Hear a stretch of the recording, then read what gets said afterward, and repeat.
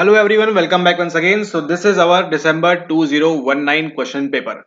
In today's video, we are going to start with December 2019 and we already completed all the questions from your June 2019 and you would have gathered immense knowledge from those videos. Whatever has been told in those videos, you just need to remember that and nothing else apart from that. Okay. And now you will see the magic in December paper where you will find similar type of questions coming again and you will be able to link it very easily because you have done your homework over here. Okay, now moving forward, this is our very first question that came in December 2019. Five phenomena is best seen between which of the following time intervals, and this question has never been asked again. So you don't need to remember this just before exam, you just need to memorize it, nothing else than that. And what you need to remember is you need to remember about what is five phenomena. Okay, so five phenomena is related to what? Related to your light. Okay, why light? Because, and before that, who proposed this was proposed by your Max Wertheimer. Okay, the gestalt psychologist Max Wertheimer. So now, who are the three prominent gestalt psychologists? You know, first of all, Max Wertheimer, then you are having Kurt Kofka, and then you are having that inside learning one, Kohler, Wolfgang Kohler. These three are the prominent psychologists of your Gestalt school of psychology. Max Wertheimer is the same guy who proposed what? Who proposed your five phenomena. And the answer for this question is 30 to 200 milliseconds. Okay, just this much. Nothing else than that you need to remember for this particular question. And now in your entire life, you are not going to forget what is five phenomena. So whatever you are seeing over right on the screen is referred to as your apparent motion of these two stimuli. So this is stimuli 1 and this is stimuli 2. You would be seeing this as jumping from position A to position B. But it's just nothing. These are just two simple cards which have been flashed on the screen and the range is given as your 330 to 200 milliseconds. So you do not need to remember this thing 30 to 200, but what you need to remember is it is a phenomena for your apparent motion of movement, we can say, not light exactly. And now what you need to note down is it begins in 1912. Okay, so we can say officially Gestalt was started in 1912 when first of all Max Wertheimer gave this phenomena of five phenomena, and after that rest is history, you already know. So in 1912 Max Wertheimer proposed about Gestalt psychology. Why? Because he came up with the phenomena of this five phenomena. That's it. 1912. Make sure that you remember this thing for Gestalt, not with behaviorism, and don't get confused. And now the next question is, do you need to remember this thing? No, never. Just before exam, when you are watching these videos, just make sure that you note down this thing 30 to 200 milliseconds, and the same thing you will find in upcoming papers as well, where there are some factual questions which you do not need to mug up or remember.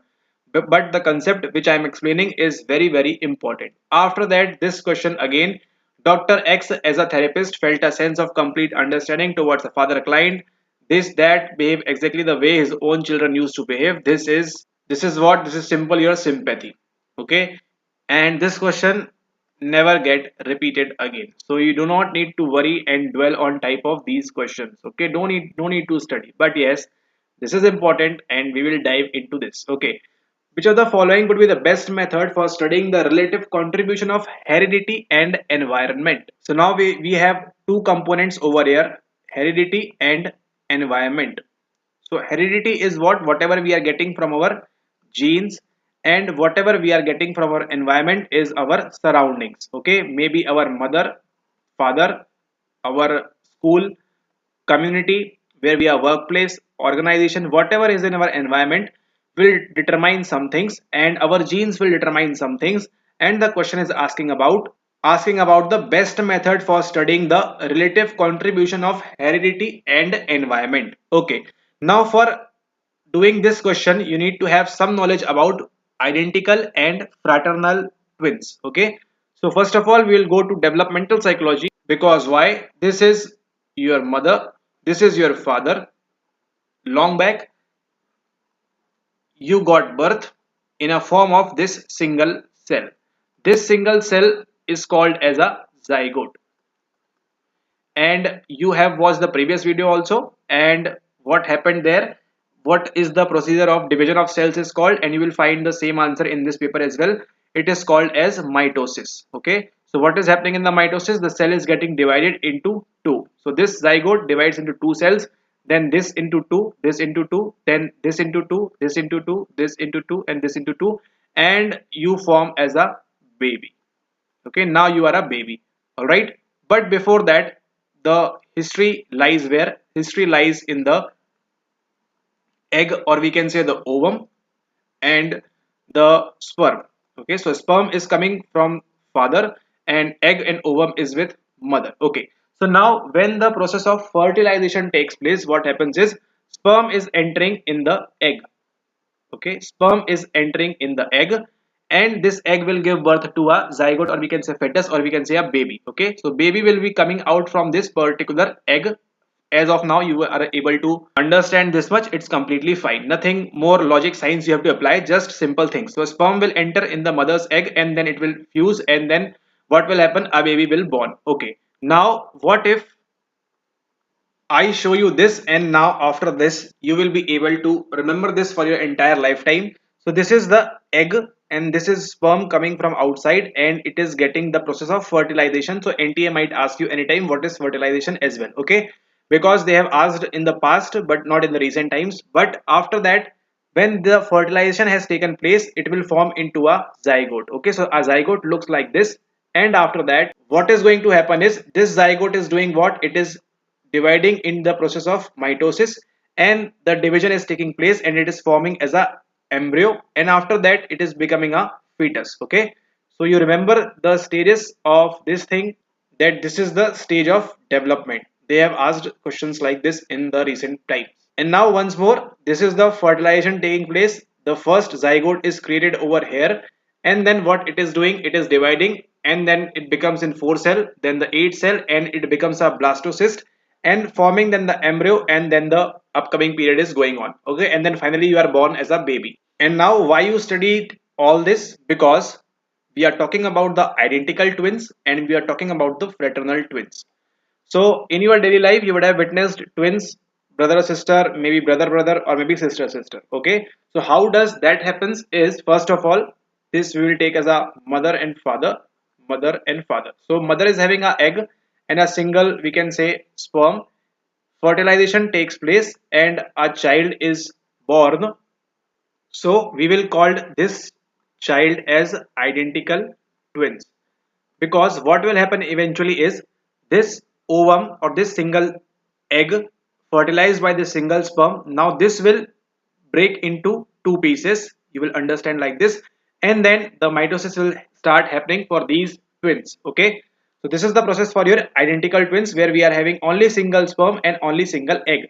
But now the condition will change in the fraternal twins. What is going to happen is, this is the mother, this is the father, and now mother is having the ova, or let's say two eggs, and the father will have these two sperms. And now what will happen is, this will fertilize this, and this is going to fertilize this. Okay, for any confusion, let's remove this, and this will fertilize this. Now what is happening is, this sperm will have some genetic code, and this will also have some genetic code, and that's why it is getting fertilized to different eggs, and the child will do what? Child is going to be born from these particular eggs, one child from this, one child from this, and we will refer to this as fraternal twins, and it is also called as our monozygotic. Okay, now you will remember the question also. Monozygotic, this question is being repeated again and again. And dizygotic. So what does zygote means? Zygote means over here that two eggs, or zygote is forming from two eggs. Okay, in the dizygote, di means two, make sure you remember, di means two, sometimes bi also means two, but mono means what? Mono means only singular. Okay, so monozygotic means zygote is forming from only single egg, or single egg zygote. Okay, so mother will have this egg, and twins are happening from this particular egg dividing into two, forming as the twins. But here, from one egg one child, from one egg one child, and it will be called as dizygotic twins. Okay, so this is the example, and these are also called as monozygotic or identical, because they are similar. Their genetic combination is approximately nearly 100% similar. Why? Because they are being fertilized from the same sperm. fertilized from the same sperm. But what is happening over here is two different sperms are fertilizing, so their genetic combination is maybe somewhat different. Okay, we will don't dive into the biology over here, but the crux of this topic is you get to differentiate between monozygotic and dizygotic. That is the main crux of this question, or sorry, my explanation. And now see how quickly you will be able to solve this question. Comparing identical and fraternal twins reared together. Now you know who are fraternal twins and now you know who are identical twins. Okay. Comparing identical and fraternal twins reared apart.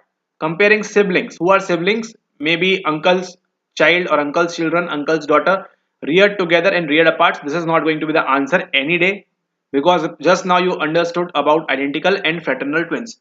So comparing identical and fraternal twins, half of whom have been reared apart. And now to sum up this, this is the image. This is for identical twins. Single sperm fertilizes single egg. Single sperm, single egg split into two babies and two halves. DNA 100% maternal and 100% paternal. Okay, maternal and paternal. And here two eggs, two sperm called as fraternal twins. This is the thing which we are looking for. DNA is 50% mothers and 50% fathers. Okay, 50-50, 100-100% ratio is coming in identical and in fraternal. So there is some difference between monozygotic and dizygotic over here, or fraternal twins and identical twins. Now the question is asking about heredity. So you know about heredity, how it will be measured by identical and fraternal taking together, and environment, how you will change the environment. There's only one option over here which is including both heredity also and environment also. Why? That is our option number 4. Comparing identical and fraternal twins. So this will comprise of what? This will comprise of your heredity portion. This portion will be coming from here, and half of whom have been reared apart. What does reared apart means? Reared apart means they have been taken to somewhere else, maybe let's say America or Russia or China or Japan, wherever it is, and half of them are in India. Okay, so let's suppose there are 100 fraternal and identical twins. 50 of them have been reared apart in India and 50 of them have been taken to America. So are there any differences between them? This can be studied and this is be called as the best method for studying. Okay, we will compare both identical and fraternal as well as plus half of whom have been reared apart out of these. Okay, so I hope now the question is very clear and this is a somewhat difficult, but now main thing is to understand this identical and fraternal twins difference. Okay, so if you have found anyone with the same genetic code, they are mostly what? They are mostly identical and sometimes different will be called as the fraternal twins. So for more information, you can read your standard books, but the question is not going to come from there. The question is going to be coming from here only, where you have to differentiate between dizygotic and monozygotic. You just need to understand this only point. What is the difference between dizygote and monozygote? Monozygote means mother one egg, twins happening two from that single egg, and second is your two eggs and two twins happening from two different eggs. Okay, now next question, which is the following is the most common anti-obesity hormone. And now this question is very important because they are asking it again and again from this point. Anti-obesity hormone. So first of all, what is a hormone? Hormone is something which is getting released into our bloodstream that you know already. We have discussed in June 2019. Now orexin, ghrelin and insulin, what they are doing is they are making you eat, but only one option over here is, that is leptin. Leptin is the correct answer over here. Which of the following is the most common anti-obesity hormone? So first of all, what is obesity? Obesity is nothing something but fat. Nothing, just you are fat, fattier, fattest, whatever the noun and verb it is happening over there, but whatever verb form you want to consider. But obesity means to be gaining weight. Simply associate with this, gaining weight. Okay, so the question is asking which of the following is the most common anti-obesity hormone. Okay, so anti-obesity means which will not lead you to gaining weight. Okay, which will not. What does obesity mean? Obesity mean gaining weight. So what does anti-obesity means? It is mean not to gain weight. And which of the following is that hormone particularly? So leptin is that hormone, which is the correct answer over here. It will not let you eat more than you desire. So if you are at normal stage, you are not hungry, it's fine. But when you are doing fasting or when you are hungry, what is happening? Leptin is decreasing. Okay, if you have not ate for, like say suppose 4-6 hours, what is going to be happening in your body? leptin levels will start decreasing. Okay, but as soon as you eat 2 chapati, 4 chapati, 6 chapati, 8 chapati, 9 chapati, 10 chapati, 1 rice, okay, what is going to happen? Leptin level will become high, because the major primary function of this leptin is to tell your brain that okay, it's enough, let's stop eating. It's enough, let's stop eating. It's enough, let's stop eating. If you if you tell your brain okay, let's stop eating, what will happen? It will work as anti-obesity. Okay, and let's suppose if this leptin is damaged, what you will do? You will eat and become fattier, and you will not have zero figure and all those things. Okay, so this is called as anti-obesity hormone, which is called as leptin, and you will find the reference of this thing in upcoming paper as well, because this is the important topic for your particular examination. Okay, the previous one also heredity and environment, and this leptin orexin also. Okay, and if you are having the Cicerelli book, you will find the mentioning of this orexin and leptin both there, and insulin also, if I can remember properly, or you will find this in your NCRT. Okay, ghrelin is completely fine, we will discuss in the upcoming videos, but I hope now you remember this, what the leptin is doing. Leptin is letting you down to stop eating. You can also remember with this mnemonic as well, and this will make you to eat. Okay, to eat more. That is why we call leptin as an anti-obesity hormone. Because why? Repeat again and again, because it is letting us down and it is not letting us to eat more. So if we will not eat more, we will not get fatty, and we will not store more fat, and we will be slim and trim, and we will be athletic. Okay, now this is another question. Why has concrete experience and a reflective observation as dominant learning abilities? Views concrete situations from his different. Oh my god, so much difficult question. How to solve this? How to solve this? His experiential learning style is, don't need to worry, don't need to do anything. Correct answer is diverging style. Just simply skip type of these type of questions. Okay, it has no relevance to your examination. Okay, just leave it, skip it. If this question comes in 2024 till 2024, then your whole money will be refunded. But if this does not comes, then you have to pay. Okay, so just leave these type of question which has no relevance to your examination or have no relevance to anything. Okay, now this is important. It is important, very important. Which of the following problem solving technique involves the analysis of difference between the current situation and the desired set goal, then doing something to reduce this difference? If you want to try, you can do with the basic English knowledge as well, but the correct answer over here is option number 3, means and analysis. Means and analysis.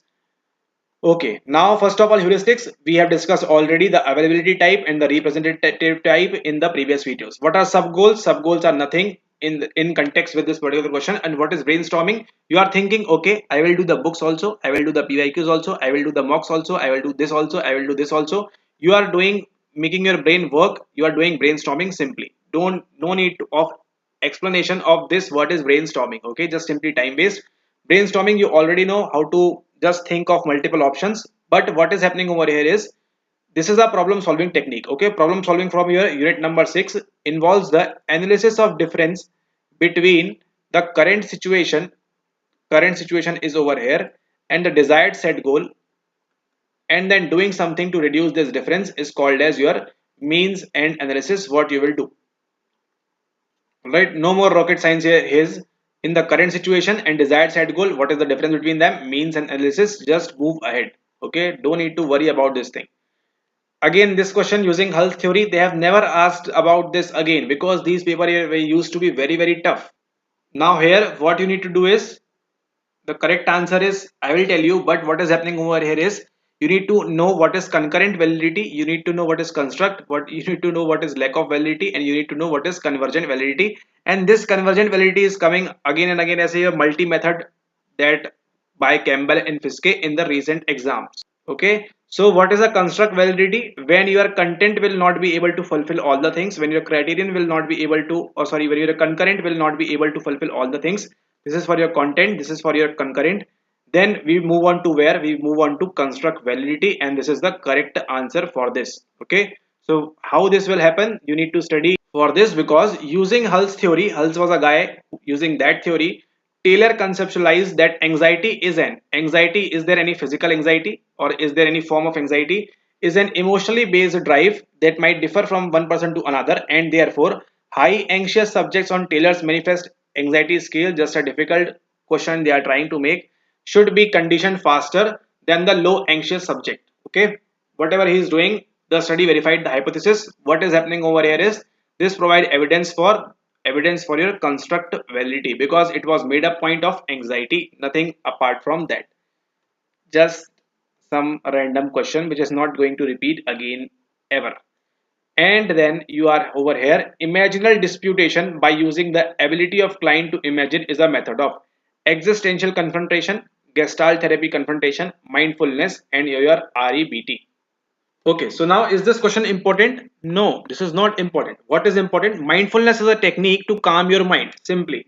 Okay, what do you do in mindfulness? You do meditation, you do concentrative meditation, you do transcendental meditation, you do multiple types of meditation is comprising of your mindfulness. Okay, that therapies and all that comes under mindfulness, and you are there on your own.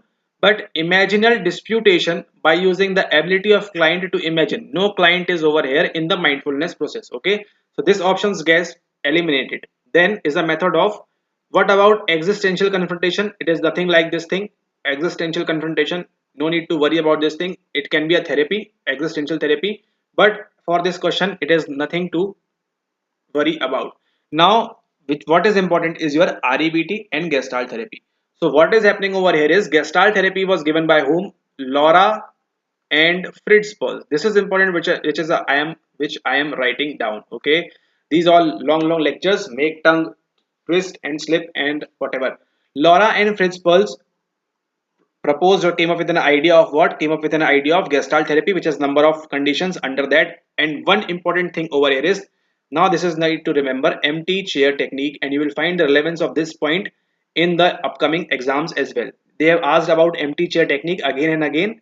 So Gestalt therapy, in Gestalt therapy you will find what? You will find empty chair technique, where they will be saying, okay, let's suppose you are sitting on that empty chair and just try to open up more and more, because it is a therapy session. But REBT, imaginal disputation, is the correct answer over here, given by your Albert Ellis.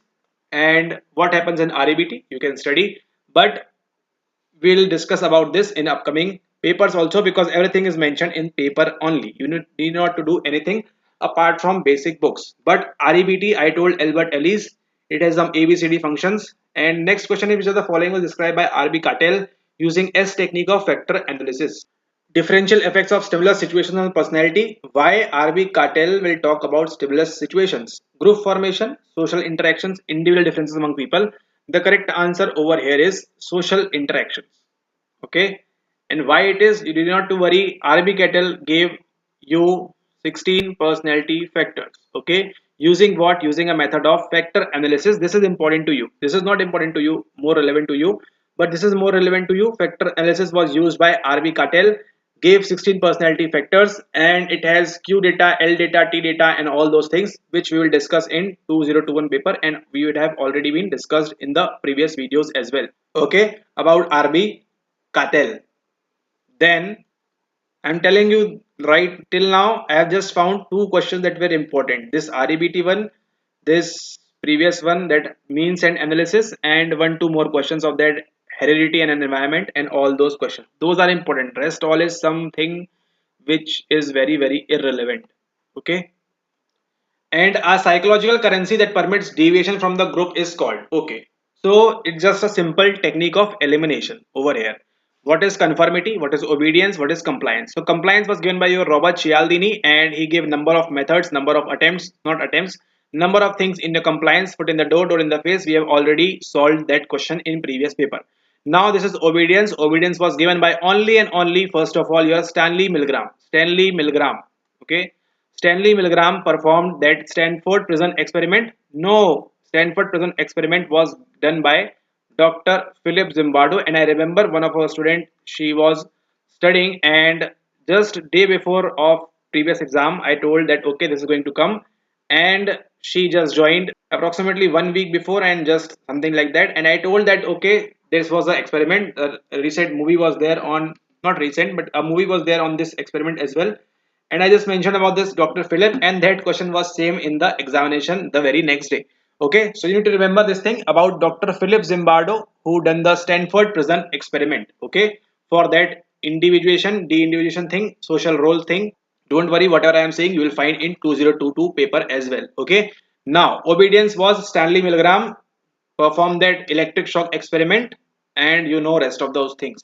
Now what about conformity? Conformity was done by Solomon Asch, and there is one more name I am not able to remember. Jublipa, what was that name? Solomon Asch, and I guess Sheriff. No, not Sheriff. I'm not able to remember exactly what that name was, but I will tell you. Okay, so as of now, Solomon Asch was the famous experiment where three sticks were shown and they were asked how to do what is happening, how they were doing conformity and how they were not doing conformity, and things like that. Okay, so this is very, very important. So, whatever I just told you, did I mention anything about psychological currency that is permitting deviation from the group? We didn't talk about anything about group in this topic, and in this topic as well. Okay, let's suppose if the option would have been Robert's cave, then we would have thought of, okay, there is some example of group, Robert's cave experiment, group of people, how to do that, how to do this. But no, we don't talk about group anything. So the correct answer will be pretty obvious, idiosyncrasy credit. Okay.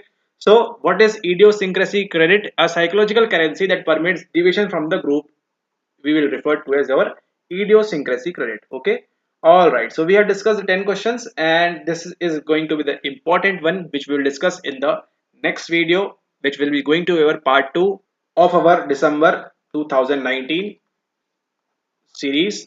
This was your part 1. Make sure that you are watching all the regular parts and you are following all the things which have been told in the videos, and you know what to do. You know to study smartly, and whatever has been told in the video, you just need to do that, nothing apart from that, because you will find no question which I am telling you that this has no relevance. You will find no relevance, no context of that question in this particular era, in this particular year. So you are not here to waste time on each and every stupid question, but you are here to gain real knowledge, exact knowledge, and precise knowledge for clearing your examination. Okay, so see you all in the next video. That's going to be part number 2. We will discuss about testing unit.